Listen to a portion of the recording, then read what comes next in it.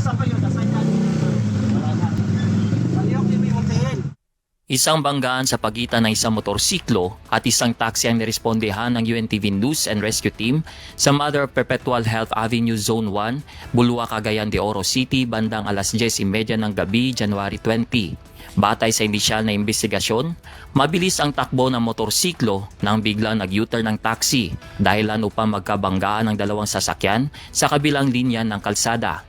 Kining is motorcycle allegedly kusog-kusog gini ang dagan tapos kini pod ang taxi nag-execute kini siya og U-turn.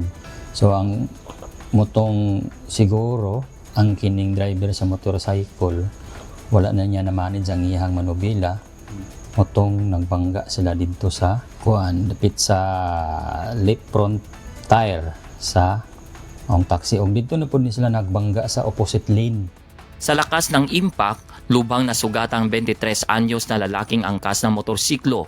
Tumilapon ito ng halos 5 metro. Nagtamo ang pasyente ng 1 hanggang 2 pulgadang hiwa sa kaliwang binti at posibleng deformity sa kaliwang braso nito. Agad na nabigyan ng pangunang lunas ng team at sinuri ang vital signs nito at sakay sinugod ang biktima sa Northern Mindanao Medical Center. Samantala, kritikal naman ang lagay ng driver ng motorsiklo na nirespondehan naman ng Barangay Bulua Rescue Team. Isinugod ito sa parehong ospital, subalit idineklara itong dead on arrival ng doktor matapos ang mahigit na 30 minutong puspusang resuscitation efforts. Patuloy naman ang investigasyon ng mga otoridad sa insidente habang muling paalala sa mga motorista ang disiplina, pag-iingat at pagsunod sa batas trapiko.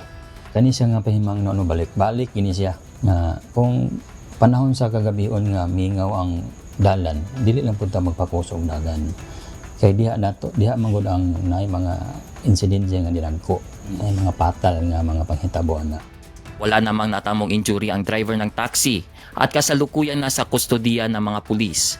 Sa mga nangangailangan ng agarang tulong sa panahon ng aksidente o sakuna, maaaring makipag-ugnayan sa UNTV News and Rescue Hotline 8911 UNTV o 8911-8688. Romel Tom Oreta, UNTV News and Rescue. Diyos ang aming sandigan, serbisyo publiko ang aming pinahahalagahan.